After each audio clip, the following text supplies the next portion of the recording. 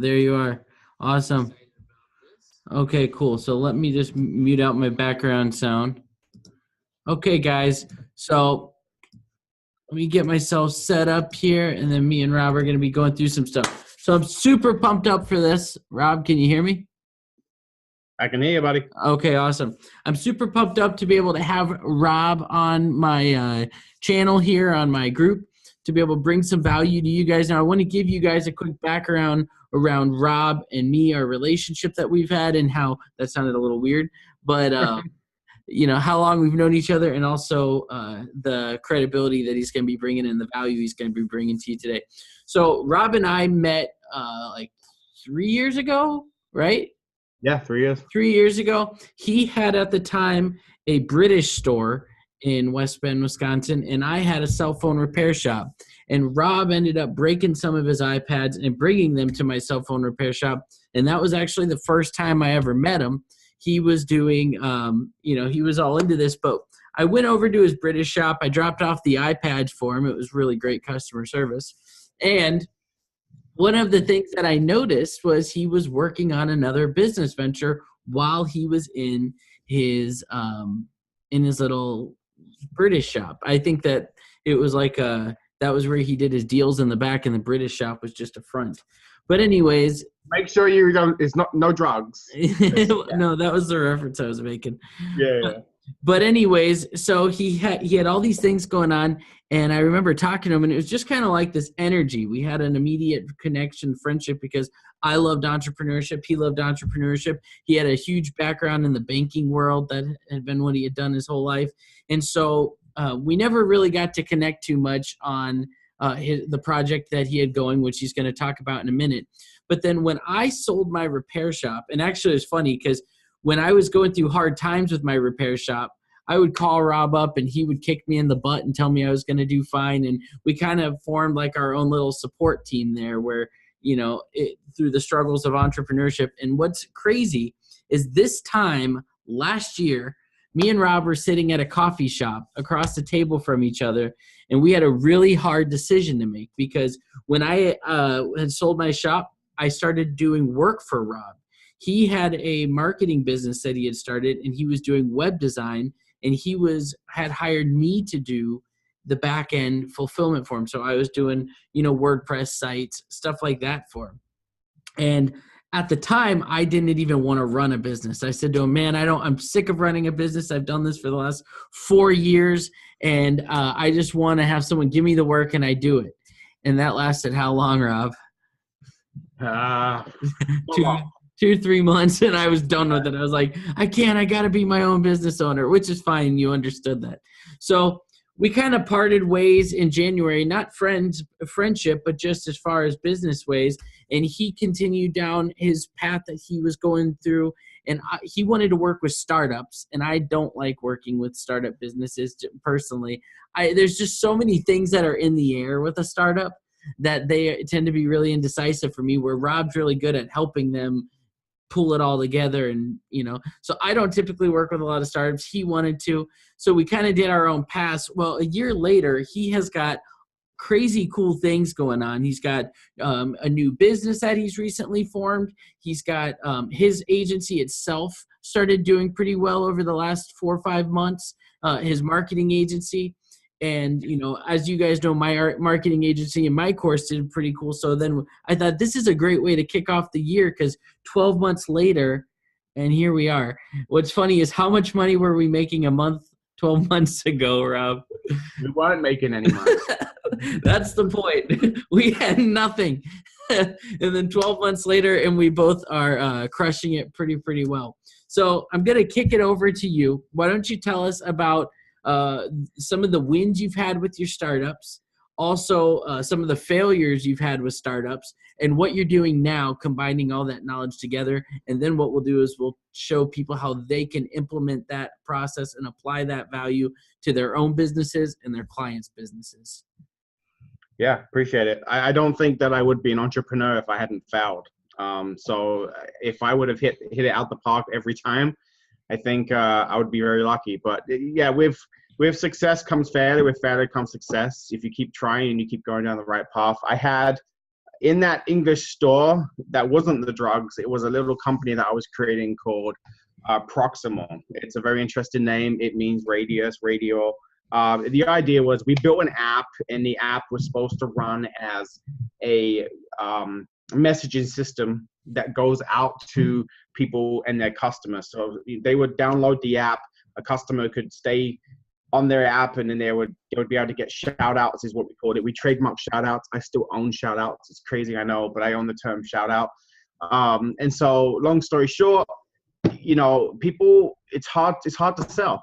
It is a very, very hard thing to sell, and people used it. We had an audience that used it, but just stay ahead of the technology and to keep putting this much money into it, it wasn't beneficial. And again, back to what we were talking about, I had that, but my passion was always startups. I loved working with them for many years, and I couldn't focus. I couldn't focus 100% on Proximal. So that failed, 100% failed. That's when me and you kind of worked together. Ever since then, I've been doing London Town Marketing, representing right here. And that's been going well. That's my digital agency. One of the guys listening is British right now. Oh, yeah? Yeah. Well, there's more than one of us in the world, Ross. No, I know, but I mean on this live right now. He's from the UK. Okay. Nice to have you. So, with that failure comes success. And for the last year, I've been building my digital marketing agency, and you've been building yours. You went one way, which is crazy how incredibly big you've got in the last 12 months. And I went a different way. It definitely is an interesting path we've both gone down, but it's good to still be here today talking to you. Yeah, no, I didn't hear you say anything about Scripps United. Well, that was my first. So as an entrepreneur, you have to have some big success, right? So I was out in Arizona, and my brother was an actor. He goes to LA and does movies still today, but I always wanted to kind of get in there. I didn't want to be in front of the camera acting. I mean, not with this mug, but I definitely wanted to be in that world. And so I started representing actors a little bit, helping them get auditions. And I got people some auditions, Doritos commercials, stuff like that. And then, I had people submitting scripts to me saying, I have an idea for it. And so I would send these scripts out to people, and no one would return them, or no one would reply. And I couldn't give them an answer on where we were at. So I created this website called Scripts United, where you could sign up and upload as many scripts, or as one script or two packages, however you wanted to this website. And I'll contact agencies to go to that website to view their scripts. That way, once they click on it, I could track it. And with like 6 months later, we had, I think 300, 400, 500 users. And then someone came up to me and said, hey, can we buy your company for you? And I think I was 24, 25. And I said, yeah, absolutely. So I sold it. Yeah, that's cool. And that was your big success for that time frame, Yeah, it was my big success, and I sold it, and I took the money and ran. Maybe if I had it today, it'd be like Bitcoin, but Yeah, in reality, all businesses one day will fail for the most part. Even Walmart will one day fail. It's just how it is. I shouldn't say that, but it is the case. If you look at statistics, most businesses over time will eventually fail. So it's probably smart to have your exit strategy, and because that's probably not what you wanted to do forever. Well, some people say if you're continuously pumping money into your business, it's a failure. But you're right. I mean, Walmart has to put money in, like a grocery chain, to buy products. So is it really failing right now? Who knows? But the big thing about us, though, is what we love to do is we love to have little, like, we won't talk to each other for a few days, and then we'll call it up and we'll have a discussion that ends up into a little bit of an argument. And then that's the best thing, because we love to disagree on things, or maybe we do it just out of spite, but it's fun what your opinion is based on mine, Yeah, and that was what that friendly banter the other day was online. So anyways, let's talk about startup businesses, because first of all, I want to ask you, because you're talking to a lot of startup businesses, do you notice that more and more startup businesses are becoming more focused on digital products versus physical products, or is it still the same? Because it seems like it's so much easier to launch a digital platform or something like that from a financial standpoint than physical products and the manufacturing and the logistics. But what are you noticing? I 100% agree with you. So if you have a service, it's all digital now. You can sit at home without any money. Normally you would need $10,000 to go open up a restaurant or a retail store and pump money into it. But now you can create your own business and create digital content, and then that is your business. And you've spent no money doing it, just time.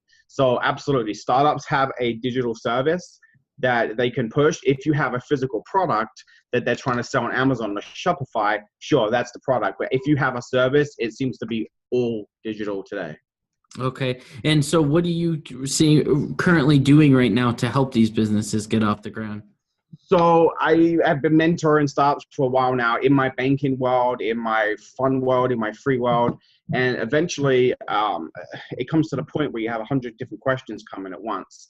And so just like you, and I got this from you, was to put together not a course, but what we call a subscription box that I thought of and thought it would be a good idea to have.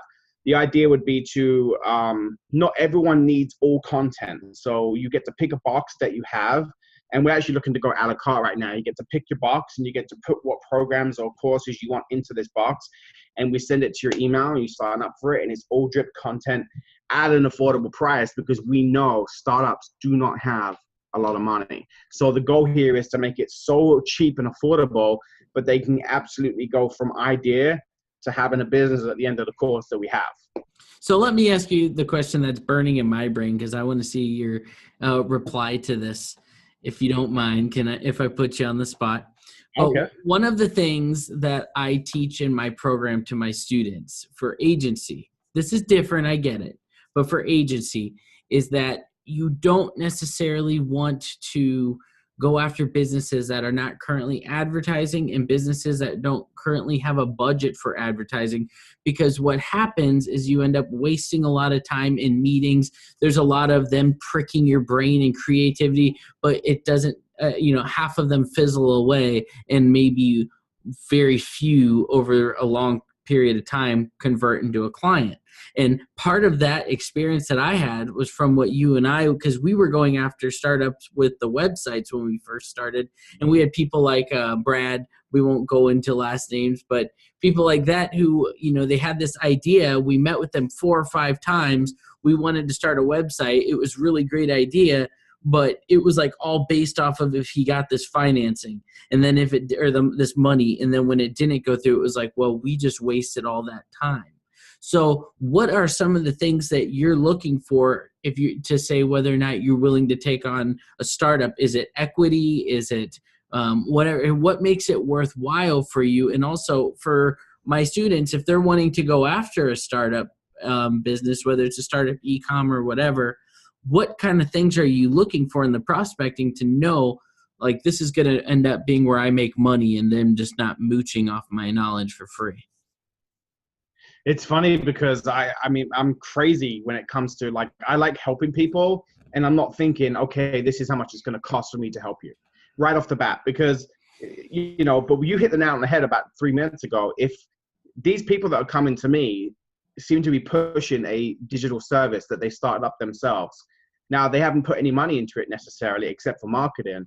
And so now they have a bit of money and they say, right, this is how much money I have. Can you help me? Yeah, I don't need your $1,000 or $1,500. What I need you to do is pay attention to my course that I spent a long time creating, and that will take you on the path to learn. Because after you've gone through the course and you've gone through these aspects of it, at the end of it, you now have the knowledge to then take it to the next level. That's how I'm going to make my money. And then we offer free consultation with that too. So I have my email and I have you're not going to be able to phone me 24/7 because it wouldn't work, but I have a team of people that are going to be on board, ready to take your call and email. So to your point, I'm not necessarily looking for them to pay me hundreds and hundreds and hundreds of dollars just to help them, but I am helping them with the startup box. If they go through my course or my drip content or my subscription box, as you call it, whatever one needs to help them, at the end of it, they should be able to go, now I've started my business, I put best practices into play, I now have this, I've got my entity down, I now have my bank account, I now have my business card, I have all my ducks in a row going through this course, I now know to go after my first customer. And that's when someone like you would then come in and kind of help them, right? So that's a kind of a changeover. So my clients aren't necessarily digital marketers, but that would be a good point to start if you are. I'm going after people that want to do, hey, I want to set up my business on Amazon. I want to set up my business on Shopify. I need to install WooCommerce on my website to sell my product. Or, hey, I'm a consulting firm, a law firm, and whatever you are, I'm going to be able to help you from infancy to then help transition to other other people after that once they're out. But I'll still be here, even if you're paying me or not. As long as you've gone through my course, you should be up and running.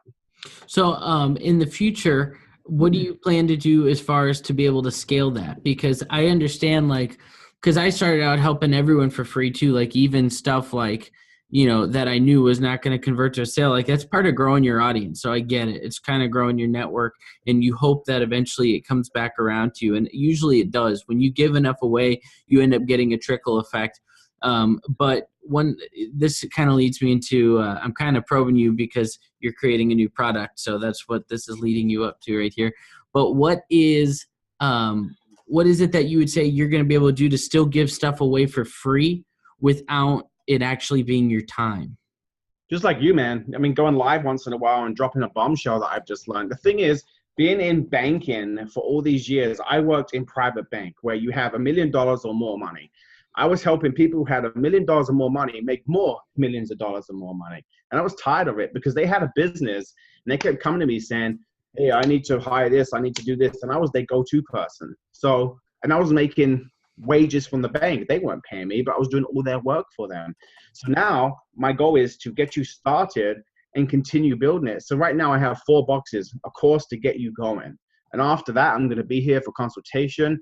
And this is the reason why I created this, man. I'll be honest with you, is I'm tired of coaches putting out there, hey, have a free phone call with me for an hour worth $5,000. That ain't worth $5,000. Take that $5,000 and put it into your business. That is what you need to do right now, because that is what a startup needs to survive. Now, courses, absolutely. If you're going to get material, tangible things from it, that is 100% what you should do. That's why I send people to your course, because it makes sense to go through that, and it works. Scripts work, everything works. But for startups, if you have an idea and you have that money in your pocket, I'm charging $300 for a box, or like $900 total for all 4 boxes. But right there, if you have gone through all 4 stages, you should be making money by the end of it. You should have your first clients by the end of it. And then I can coach them where I need to coach them. If they're digital marketers, send them to you. If they're a retail store, send them to another buddy of mine. If they're looking for VC or equity, get on the phone with me and I'll put you in touch with people I know that can maybe buy equity for you. So what I like about what you just said, and this is something that I want people to get through their heads, because this will even help them as an agency owner. But I am not a big fan of, and this is why you'll notice in 2018, I'm scaling back on my one-on-one coaching, and the coaching that I am doing is only high-ticket coaching. It's not $5,000 for one phone call, but it is an expensive coaching. But the reason for that is because too many people, they want to pay money that they need to get their butt spanked and say, you can do it, you can do it. And if you need that early on in your business, then you are wasting your money, because you probably will fail. If you need to drop $5,000 to have someone spank your butt cheeks and butter it up to tell you that you can do it, I think even Russell Brunson said, like, I'm not here to do that for you, because people were trying to do that with him, then they're going to fail regardless. So you're right. Don't spend $5,000 on one phone call when you first start out, because if you really needed that, you're going to fail in the future anyways. It would be better to take that $5,000, yes, educate yourself, but also invest it into your business and your knowledge, but not a one-on-one call, because there's a lot of pre-recorded knowledge that is really, really good stuff, Oh, and so I go to these groups and I see people posting, hey, I have an idea for business. I really need help. Don't have a lot of money. And then you see people responding, oh, yeah, I can help you out. And these people are putting messages like, oh, I can help you out for $3,000. They already have a price before they know how to help you. And it just pisses me off. And I cannot stand it. I'm here to save you. I'm here to go in that group. I'll answer that question for you for free. Then they message me and become friends and say, oh, man, this is great news. Thank you so much for helping me. How much is this going to cost me? You know what? It cost you your time. Go ahead and take your physical money and put it into your business to get it going. That is why I'm different when I come to startups. Now, sure, I built a course and it's $300, but there's so much value in there, and I'm going to keep adding to these boxes, because these boxes, these drip content, these startup boxes by the end of them, you should be able to have a viable business. So those questions you have to ask that someone's going to charge you $900 to help set up one thing, or hey man, I need a plugin installed, and someone charges you another $500. I'm going to teach you how to build your website. I'm going to teach you how to build plugins. That's what Megan's going to do. I'm going to teach you how to do this and this. And on the coaching note, I am not a fan of coaches, because you're right. They'll come in and they'll tell you, hey, this is what you need to do. This is what you need to do. This is what you need to do. A consultant, which is what I am, will help you do it. So we aren't going to tell you at the end of the $5,000 that you need a website, that you need, we're going to go in and say, right, now we have your website. Now we have this, and now we have that. Implement everything we've just done. Yeah, I actually did a vlog on that this morning. That's going to be up live, the difference between coaching and consulting, because I hate coaching. I shouldn't say I hate coaching. I like some coaching, but the problem is half these coaches have never done what they're coaching about. And so that's why I started off this live by asking you about, kind of going through your Scripts United, the Proximal, these different things that you had done, because, it's like you've gone through the successful parts, you've gone through the failures and all that, to where a lot of these coaches, they want to skip, they want to do the shortcut. So like maybe, and I'm going to go back and fall back on an experience you and I had, but there was one particular guy who wanted to start this business. It was actually a good idea where, he was going to, people could connect for different tasks and things they needed done. And so we sat with him, how many meetings? Like 5? Yeah, 5, but they were long meetings. So we dedicated 5 hours, probably a total of 10 hours between the two of us, to this guy. I even met with him separate at sometimes to help him out. He always had his notepad, this and that. And then in the end, after he didn't sell his boat to be able to pay for and implement this stuff, what was it that he told you he was going to get into? I love this part. Everything that we were doing. Yes. Said, I'm gonna go ahead and go around to stores, and I'm gonna consult them on how to take their variables and their profit and loss and change and make them. I'm like, basically, you just used us for 2 months and learned everything that we're doing, and did nothing, no training, and decided that's what you're gonna do. And that's what probably like half of these online entrepreneurs are doing. And that's one of the things that I think is interesting, is that so many businesses online, they are not physical. So like you and I, and more so you even than me, but like you hated doing this on the internet. You liked to go meet with people face to face. You liked to have that interaction, and I like that, but I also, most of my clients are not in Wisconsin. So what I thought was kind of interesting is that a lot of these guys, they don't want that. So they just want to create an image online for themselves and then just do everything online. But what I think is interesting about that is a lot of it is fake, because you can create a facade. You can make it look like, you are just the guy. But then you look at guys like you and us. I mean, you're wearing a hat with a scruff, and I'm sitting here with just a pullover in my office. And you look at us and you think, oh, well, we don't look that fancy. We don't look that wealthy. We don't look that rich. But in reality, we're the ones who are crushing it. But that we made that choice. We made that choice to not put on that suit and tie and roll up in a Bentley. We don't need that, right? We don't have to have that mask.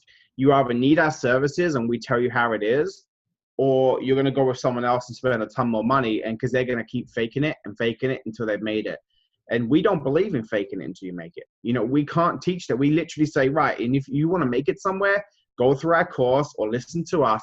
My biggest push that I tell everyone is go off, find an influencer that you like. I'm not an influencer. I can come up with bombs that may help you out and help you through stuff, but I am not an influencer. Gary Vee, Mark Zuckerberg, they're my influencers. These are people that I go after. I get everything that they have to offer to teach myself stuff, and I use that as value. I will not be an influencer for you. But what I will do is, if you have a question on how to do something, or you need help doing something, they're not going to sit there and do that for you.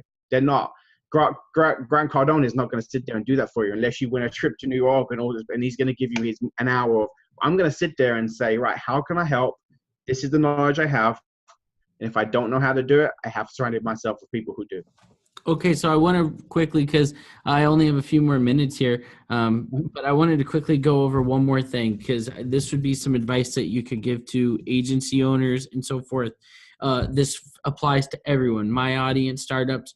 When you're starting your business, you have as a startup, because every business, how long is it the period before you're no longer a startup? Like 3 years?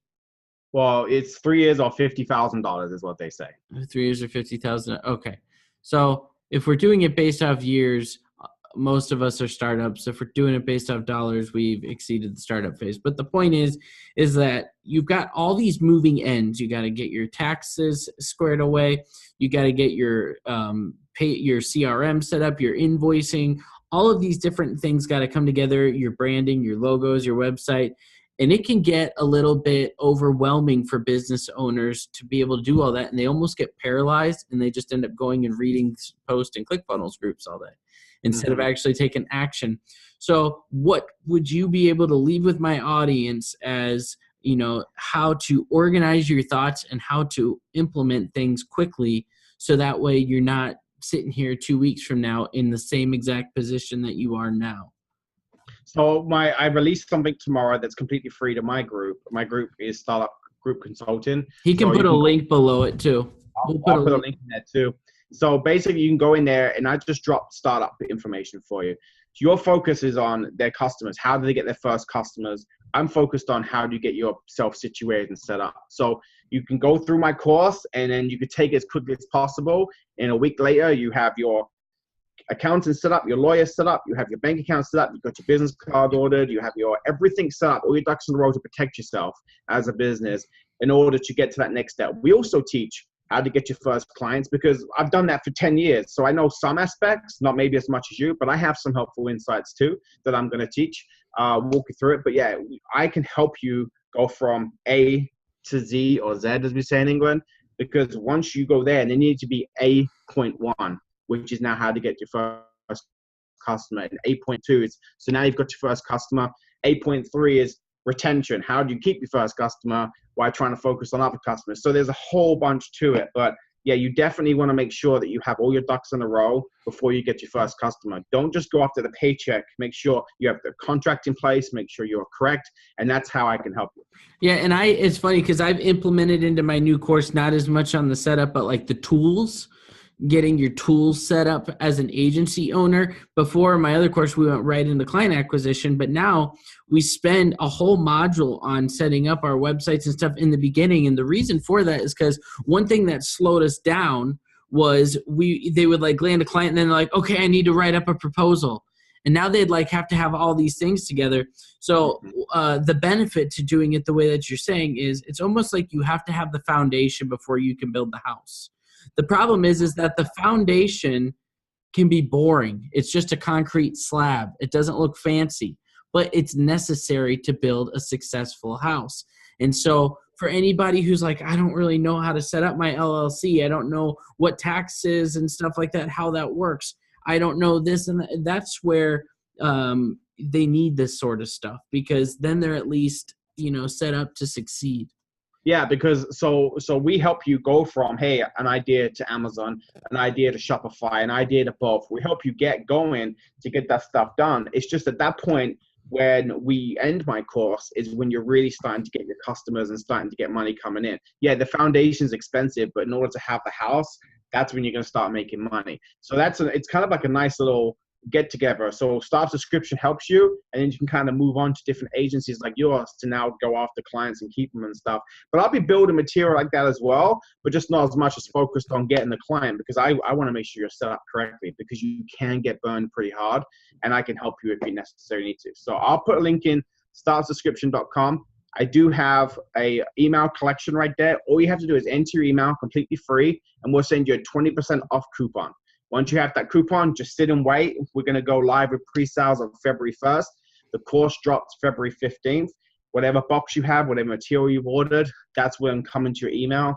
You do the next one, comes to your email. It's drip content. You go as fast or as slow as you want, and we're here to help you all the way through the process. And one thing I want to mention before we end, guys, is that if you come across a startup business that is in the very infancy of it, and it's really just an idea, if you want friend Rob, get him involved, get him in on a meeting with you.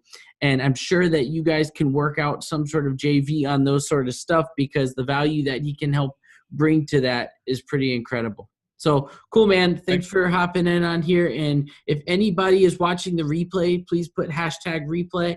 Also, I'm going to be putting this on my YouTube channel. So if you guys are having a hard time watching this on Facebook, because Facebook's been having some video glitches lately where things are going kind of slow, if you've been having a hard time with that, you'll be able to catch it on my YouTube channel as well. Thanks, Rob. You're welcome, man. See you, buddy.